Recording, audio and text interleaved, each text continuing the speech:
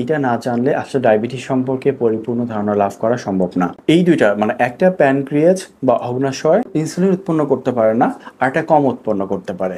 আর একটা ক্ষেত্রে দেখা যায় যে সঠিক পরিমাণে ইনসুলিন উৎপন্ন করতে পারে এবং এই ইনসুলিন রক্তের মধ্যে গ্লুকোজকে পিক আপ করে এবং কোষের মধ্যে সে নিয়ে যায়, নিজের পরে কোষকে বলে যে এনার্জি নিয়ে আসছি, একে রিসিভ করো। এখন কোষের মধ্যে এনার্জি পরিপূর্ণ থাকায় মানে আমরা কার্বোহাইড্রেট খেয়েছি বা এত এত খেয়েছি, প্রয়োজনের তুলনায় বেশি খেয়েছি বা যা খেয়েছি সেই পরিমাণ আমরা শক্তি খরচ করে নেই, কায়িক শ্রম করি নাই, কাজকর্ম করি নাই, ফিজিক্যাল অ্যাক্টিভিটি দেখাই নাই। এই কারণে আমাদের ইনটেকটা আউটপুটটা কম হয়েছে, ইনটেকটা বেশি হয়েছে। এই জন্য কোষের মধ্যে শক্তি পরিপূর্ণ হয়ে গেছে এবং ওভারলোড হয়ে গেছে। 15-20 বছর ধরে সে এটা অ্যাডজাস্ট করার পরে সে এখন স্ল্যান্ডার করেছে।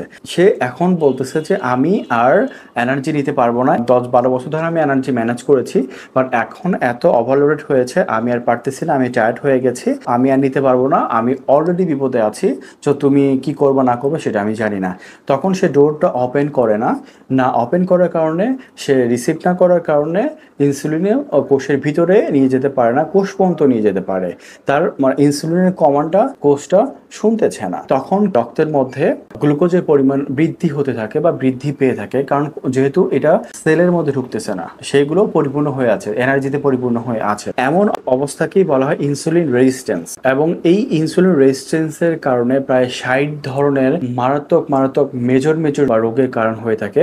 তবে একটা জিনিস এখানে ক্লিয়ার করে নেই, সেটা হলো এটা যে ইনসুলিন রেজিস্ট্যান্ট বলা হয়, আসলে বেচারা ইনসুলিনের জন্য আমার খুব দুঃখ হচ্ছে, মায়া হচ্ছে, কারণ বেচারা ইনসুলিনের কোনো দোষ নাই, সে তার কাজ করছে, সে কোষ পর্যন্ত নিয়ে গেছে, কিন্তু কোষ রিসিভ করতেছে না। এটা আসলে ইনসুলিন রেজিস্ট্যান্ট না হয়ে সেল রেজিস্ট্যান্ট নামটা হলে ভালো হতো।